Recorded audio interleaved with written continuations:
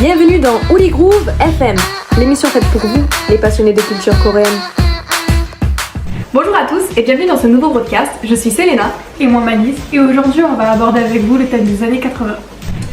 Alors même si les hits des années 80 c'est pas notre décennie, ça reste quand même une génération qui nous a influencé énormément et encore aujourd'hui, n'est-ce pas? Qui ne s'est jamais ambiancé sur du Gilbert Montagnier en boîte? En général, les DJ en raffolent. Et pareil pour la boue en colonie ou le camping, le camping. Oh. En France, les musiques des années 80 c'est vraiment mythique. Mais si on regarde dans le reste du monde, on se rend compte que cette époque a connu un gros boom musical. Et vous avez tout à fait raison ma chère amie. Et c'est pour ça qu'aujourd'hui, on va se plonger dans l'univers des années 80 en Corée du Sud. Et tout de suite, jingle! Les années 80. Non, stop. On commence tout de suite avec un chanteur qui a marqué la pop culture française. On pourrait écouter sa bonne musique en boucle toute la journée, Jean-Jacques Goldman. Quand la musique est bonne.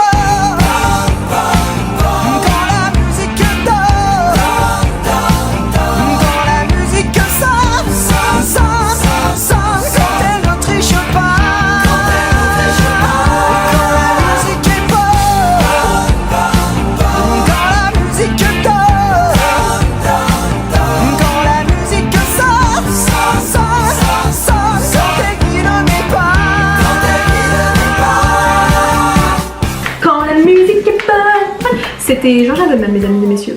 Pour continuer sur notre lancée, on écoute tout de suite un pilier de la musique populaire coréenne, Cho Yong-pi.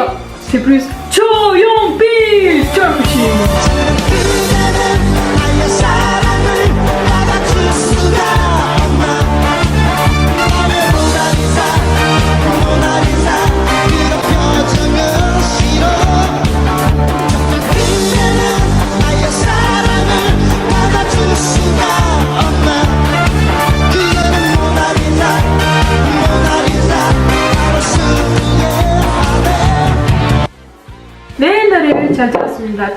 Malice, on est en français là en fait. Oui. La suivante est un incontournable des boîtes de nuit et dire que nos parents dansaient dessus à cette époque et qu'on danse encore dessus aujourd'hui. Qui ça? Les démons de minuit.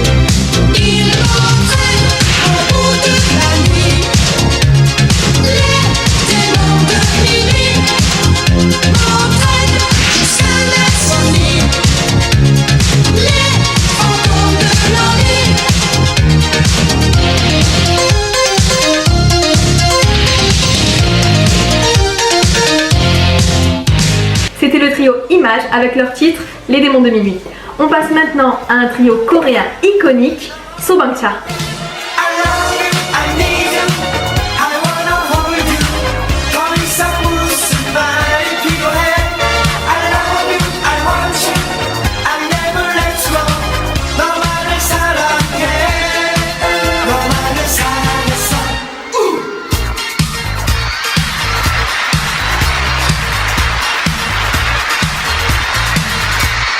Vous savez que dans les années 80, la France a beaucoup influencé la Corée, notamment avec le film La Boum.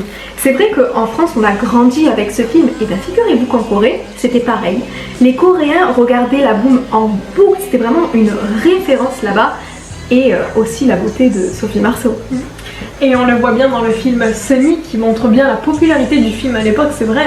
Et on parlait de Sophie Marceau, on passe maintenant à une coréenne qui a marqué les années 80. Elle est connue pour ses talents de danse et son charisme sur scène. On écoute Kim Won-sun avec Rhythm Soge Kuchulo.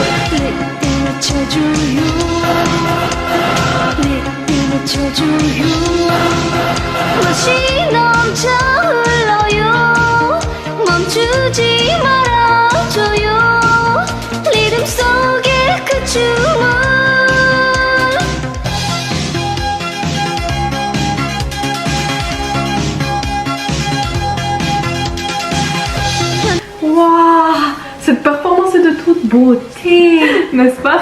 Je le dirai à Jeanne. Pour passer au sujet suivant, est-ce que vous avez vu passer sur internet une parodie de la musique Nuit de folie réalisée par des comédiennes sud-coréennes? Oui, bien sûr.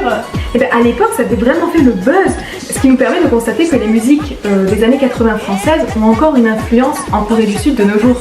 Et si, je m'en souviens très bien. Bah vous savez quoi? Moi ça me donne envie de la réécouter. Moi aussi. Musique. Et tu chantes ce refrain qui te plaît. Et tu tapes, c'est ta façon d'aimer.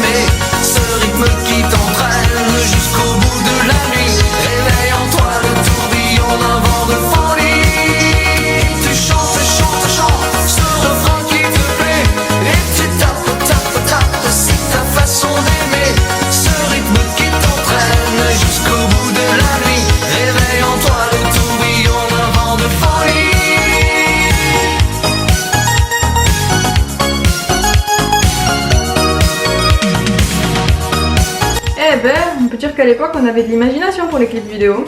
Et ben c'est drôle que vous parliez de ça parce que contrairement à la France, en Corée les clips vidéo c'était pas très répandu à cette époque. C'est vrai, alors qu'aujourd'hui la K-pop est réputée pour justement CMV.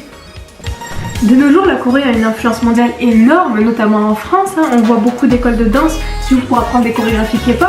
Le cinéma coréen, qui est énormément apprécié sur le grand écran à l'occasion de films de festivals internationaux. Je parle ici du Festival de Cannes, qui a mis à l'honneur de nombreux films comme Dernier train pour Busan ou encore Burning. Et comment ne pas parler du film Parasite, qui a tout raflé sur son passage et qui a permis aux gens qui ne connaissaient pas l'industrie du film coréen d'en apprécier toute sa valeur.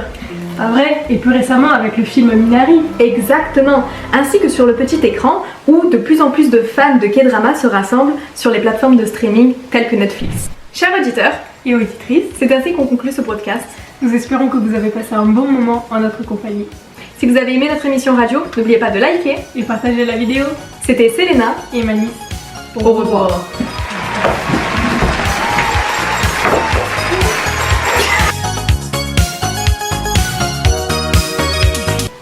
Mais c'est une bonne ou une mauvaise situation, ça, youtubeur? Mais vous savez, moi je ne crois pas qu'il y ait de bonnes ou de mauvaises situations. Moi, si je vais résumer ma vie aujourd'hui avec vous, je dirais que c'est d'abord des rencontres.